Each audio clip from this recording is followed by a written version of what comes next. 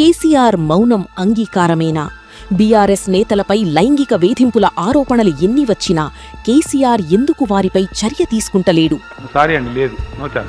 మాజీ మంత్రి శ్రీనివాస్ గౌడ్ దగ్గరి నుండి ఖమ్మంలో కార్యకర్త వరకు ఎన్ని లైంగిక వేధింపుల ఆరోపణలు వచ్చినా పార్టీ పరంగా వారిపై చర్యలు శూన్యం. కేసీఆర్ చర్యలు తీసుకోకుండా ఉండటం వల్లనే పార్టీలో కార్యకర్తల నుండి లీడర్ల వరకు అందరూ క్రమశిక్షణ లేకుండా మహిళలపై అత్యాచారాలకు వేధింపులకు పాల్పడుతున్నారు. ఆస్తి తగాదాను సెటిల్ చేయడానికి భార్యను పంపమన్నాడు రాఘవేందర్. నీ సమస్య తీరాలి అంటే నీ భార్యను తీసుకునే హైదరాబాద్ రా.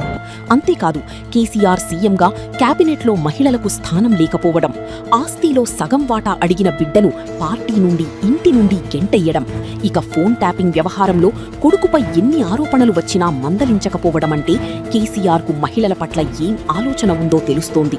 బాధాకరంగా ఉంది. అది ఆయన అధికారంలో ఉన్నప్పుడు ఆయన కుటుంబ సభ్యుల్ని ఫోన్లు ట్యాప్ చేయడం అన్నది కొద్దిగా వినడానికి కూడా బాలేదు. పార్టీ పెద్దకి ఇలాంటి ఆలోచన ఉంటే కొడుక్కి, పార్టీ నాయకులకు ఇంకా ఏం విలువలు నేర్పిస్తాడని అంటున్నారు నెటిజన్స్. మహిళా భద్రత, గౌరవానికి ముప్పు తెచ్చే బీఆర్ఎస్ రాజకీయాలపై మీ అభిప్రాయాన్ని కామెంట్ చేయండి.